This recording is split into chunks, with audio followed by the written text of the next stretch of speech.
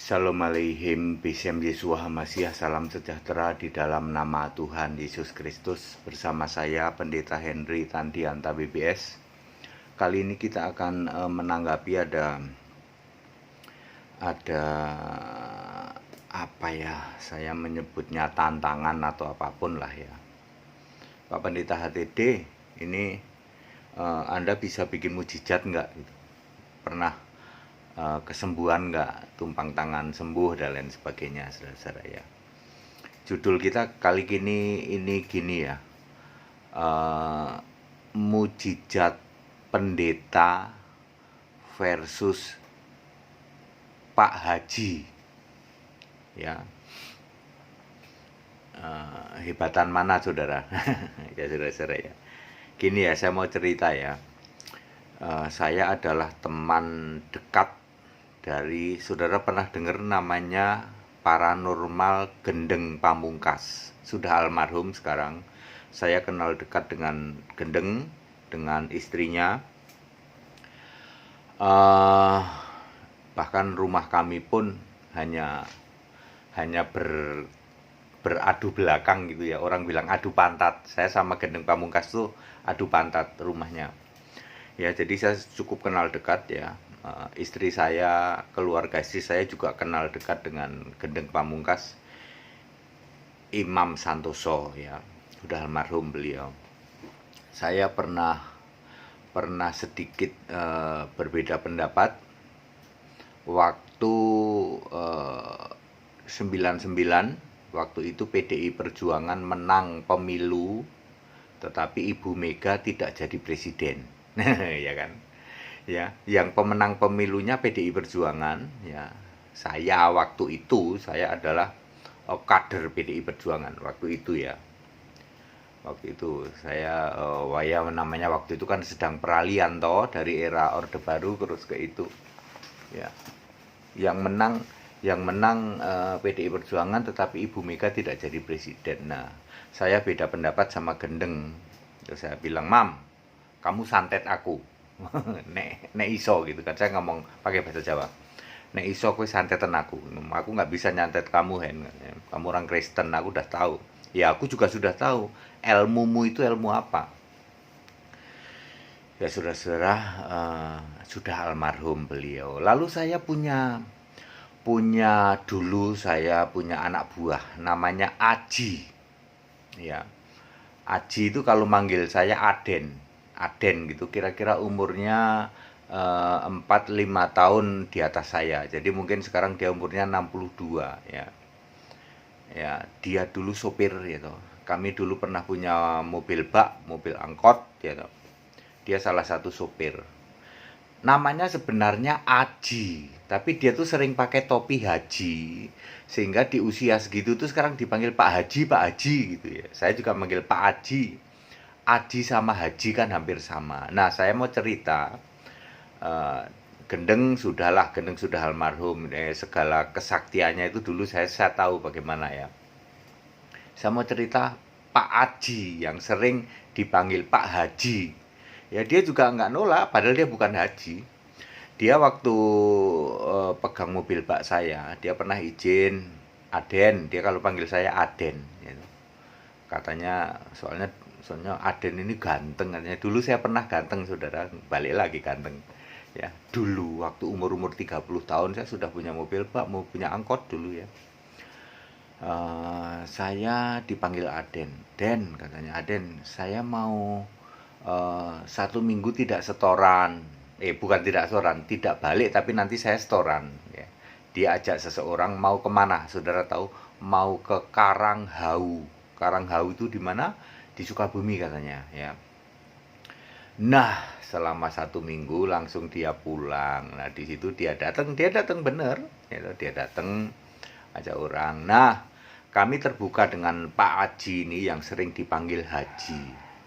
Oh saudara, dia dari Karanghau itu di daerah Sukabumi. Dia pulang membawa namanya ada yang ngikut. Saya sudah tidak usah jelaskan apa yang ngikut ya. Saudara pasti tahu lah. Ada yang ngikut dari Karanghau ke dia bisa taklukkan itu. Lalu dia membuat demonstrasi di depan saya, saudara. Tapi dia tahu saya orang Kristen, gitu. Aden, ini saya hasil dari ini. Dia demonstrasi apa? Betul-betul di depan saya mindah telur. kita kan lagi habis itu makan, terus ada telur bulat gitu kan. Telur bulat ditutupin pakai kertas gini. Pindah lo telurnya lo di depan saya tuh. Pindah, nggak ada telurnya, nggak ada nih. Terus sekarang pindah di mana? Pindah di sana, di piring, di tempat cucian tuh telurnya. Dia juga banyak begitu-gitu ya, buat demonstrasi seperti itu banyak. Tiba-tiba dia bikin suara gitu kan, ya. Bikin, Den, coba ya, kita duduk di sini, coba denger tuh, seperti suara apa tuh? Seperti suara kucing kejar-kejaran. Kucing kalau kejar-kejaran kan gitu kan, di apa? Di plafon. Dengerin ya, tuh. Duduk ada, harus dia bilang, udah. Terus. Itu dia yang bikin tuh, bikin suara-suara kayak gitu ya. Nah, terus dalam perkembangannya dia istilahnya jadi, ya saya menyebutnya suka nyembuhin orang ya. Kalau ada orang stroke ke tempat dia, itu dia bisa jalan di situ yang stroke karena ditolong atau dibopong atau dibantu jalan oleh itu makhluk yang ikut itu. Saya nggak usah buka makhluknya, tapi Anda sudah tahu lah saya rasa ya. Ya. Jadi ini demo langsung, tapi saya pesen, Pak Haji jangan sampai nipu orang. Saya bilang, enggak Den, katanya. Jadi cara dia mengobati itu ngikutin apa yang terpikir di pasien. Itu kan tadi orang stroke. Stroke kan pengen bisa jalan. Dia pakai itu yang namanya makhluk itu yang tidak kelihatan itu membantu. Jadi kalau di situ tuh bisa jalan, nanti suruh nginep 2 hari misalnya. Di tempat dia ya, dia ada di belakang itu ada semacam kamar-kamar gitu untuk nginep ya, kamar sederhana lah. Yang penting orang bisa nginep. Itu orang bisa jalan, orang stroke di situ karena dibantu.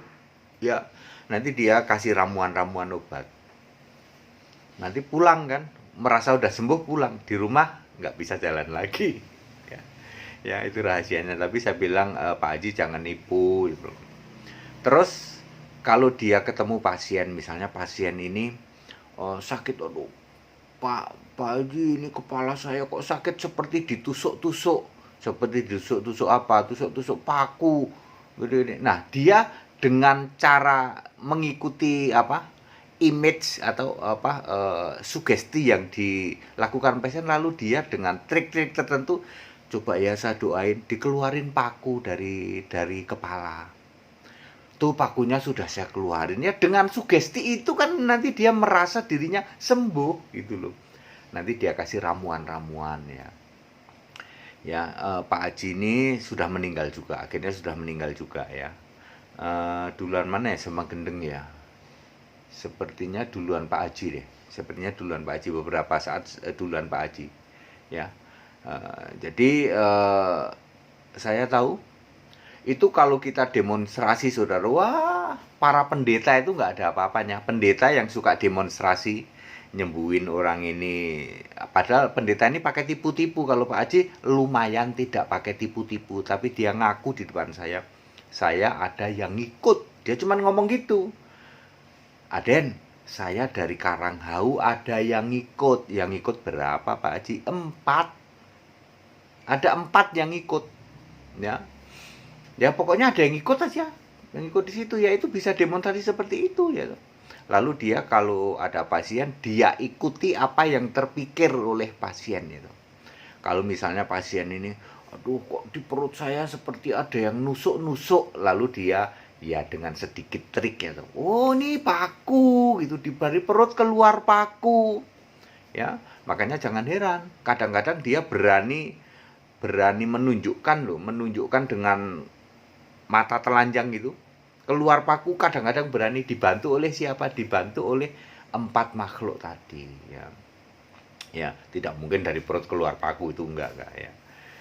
Jadi para pendeta, kamu yang suka pamer gitu, kamu itu tidak ada apa-apanya. Saya sudah menyaksikan sendiri yang namanya Pak Haji, yang namanya Gendeng Pamungkas ya, yang kata orang hebatnya luar biasa. Saya sudah menyaksikan sendiri. Puji Tuhan, ini Henry Tandianta ini kok ternyata bisa kenal sama Gendeng Pamungkas, kenal akrab aku ya. Jadi segala ilmu-ilmu tipuanmu, orang buta melihat. Lah iya pakai kacamata hitam terus buka pura-pura, dalam nama Yesus tak doain lah, memang dari tadi nggak buta. Ya, stroke.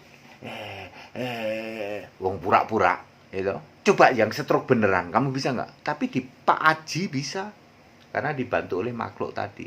Jadi saya ingin mengatakan kesembuhan itu para pendeta, kalau kamu pamer, ya, itu pasti dari iblis. Karena Lukas 11 ayat 19 dan 20 Yesus ngomong, kesembuhan itu ada dua, kalau nggak dari Beelzebul ya dari Allah. Tapi kalau dari Allah itu tidak pernah pamer, tidak ada pamer. Pak, bukankah Yesus menyembuhkan di jalan-jalan? Salah kondisinya. Yesus sedang jalan, lalu karena berita-berita ini tanpa skenario. Ingat, tanpa skenario, tiba-tiba sudah banyak orang minta disembuhkan. Beda dengan kalian, pastor jalanan, tukang sihir jalanan, yang di dalam Kisah 8 ayat 9 dan 10 disebut namanya Simon. Pastor jalanan, tukang sihir jalanan yang menyesatkan orang-orang Samaria, namanya Simon. Kalau ini sihir, ya tidak mungkin kalau Anda itu penyembah Yesus Anda pamer. Nih contohnya nih, ya Markus 16 ayat 17-18 itu.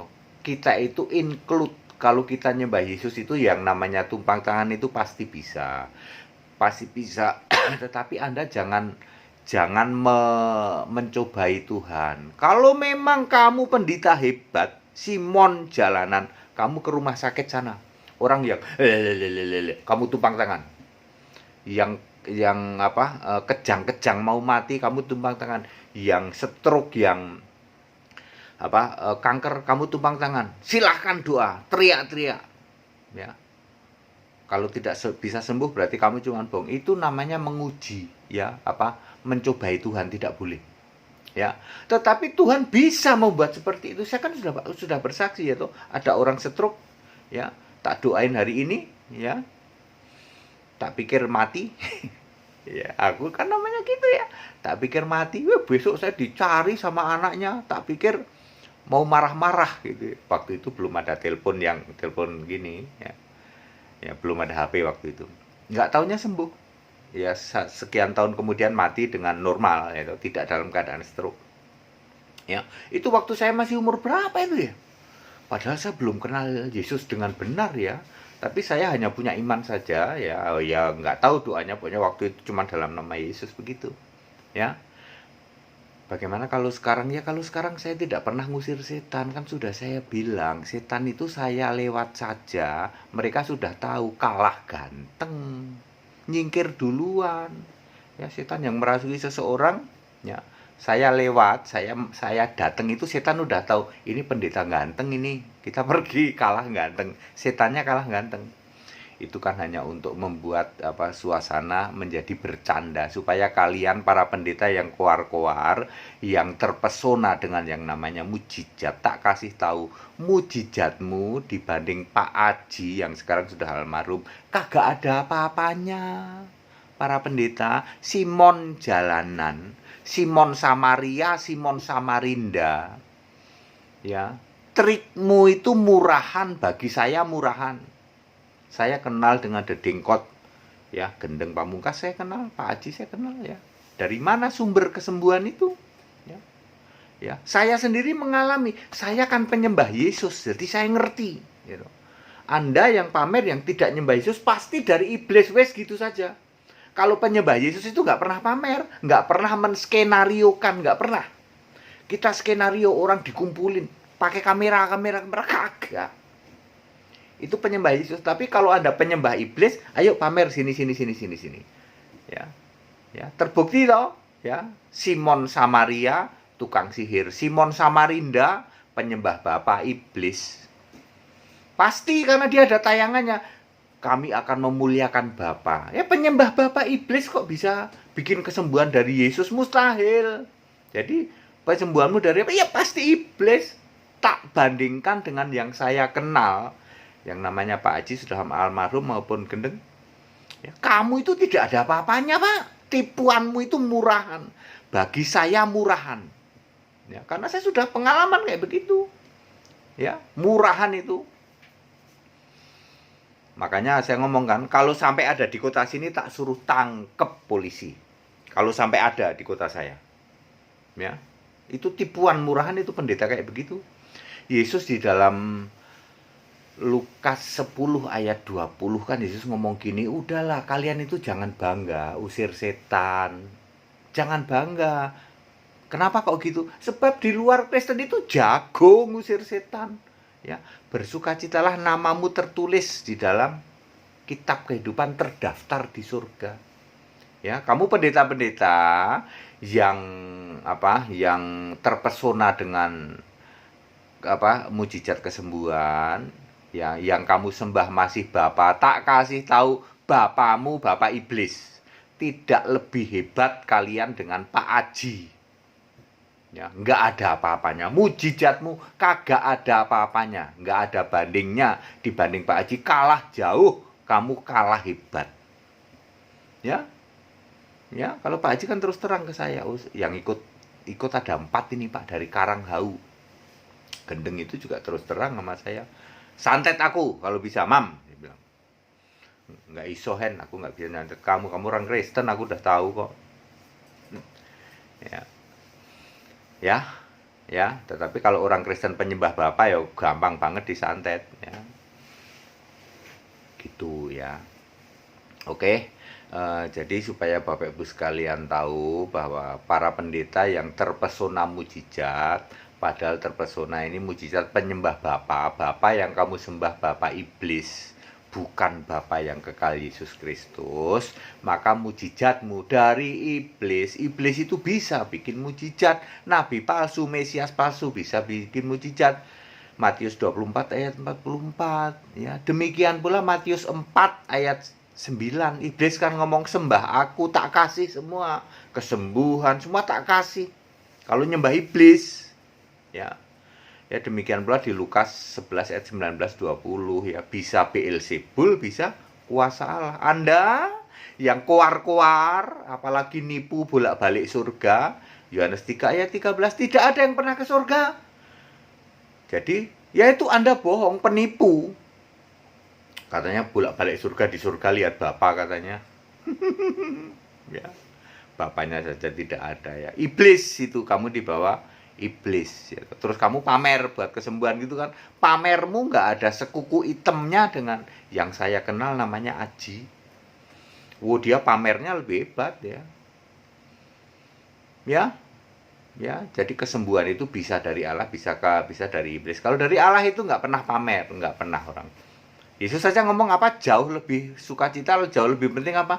Namamu tercatat atau terdaftar di surga. Lukas 10 ayat 20. Lah Anda yang cuman terpesona namanya kesembuhan ilahi, kamu merasa tidak penting.